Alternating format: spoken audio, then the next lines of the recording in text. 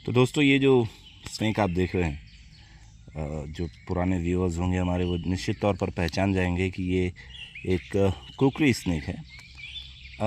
एक मज़े की बात जो है और जिस कारण से हमें ये वीडियो बनाने की आवश्यकता पड़ी वो ये है कि पहले आपने देखा होगा कि जब हम हमारे वीडियोस में इसका जिक्र करते थे तब हम टर्म यूज़ करते थे कॉमन कुकरी, और वैज्ञानिक नाम जो इसका था वो ओलिगोडॉन अर्नेंसिस यूज़ करते थे। लेकिन हाल फिलहाल में आपने देखा होगा कि हम इसके लिए रसल्स कुकरी का टर्म यूज़ करते हैं। बीच में एक व्यक्ति से इसी मुद्दे पर चर्चा हो रही थी, तो उन्होंने ये कहा कि कॉमन कुकरी टर्म जो है वो एग्जिस्ट अभी भी करता है, और रसल्स कुकरी जो है वो स्ट्रिक्ट कुकरी को मेंशन कर रहे थे। तो वहाँ उनकी बातों को वैज्ञानिक तरीके से पूरा हमने क्लैरिफाई किया उन्हें, और पूरे तथ्यों के साथ बताया कि इसे रसल्स कुकरी क्यों कहा जाता है।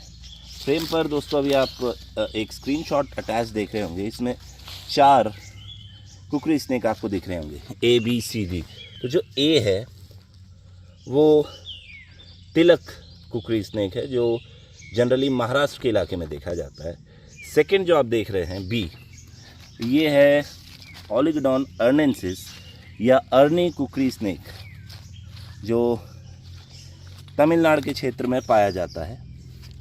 इसके बाद जो C और D आप देख रहे हैं, C है सेंट्रल इंडिया का कुकरी स्नेक जिसे रसल्स कुकरी कहा जाता है, और D नॉर्थ इंडिया का कुकरी स्नेक, अगेन इसे भी रसल्स कुकरी कहा जाता है। शोध कार्य से पहले, रिसर्च वर्क से पहले ये चारों को कॉमन कुकरी ही कहा जाता था, इसलिए क्योंकि इनमें कोई डिफ्रेंशिएशन नहीं दिखता था बहुत ज़्यादा।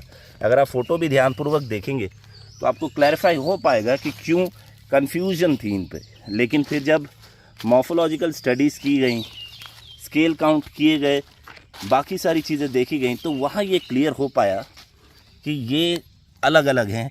इसलिए कॉमन कुकरी जो टर्म यूज़ किया जा रहा था पहले, उसको हटाकर अब केवल इलाके के हिसाब से नामों को अलग अलग कर दिया गया है। जैसे ये हमारे यहाँ मिल रहा है सेंट्रल इंडिया में, तो इसे कॉमन कुकरी टर्म ना देकर रसल्स कुकरी स्नेक कहा जाए या ओलिगोडॉन रसलियस।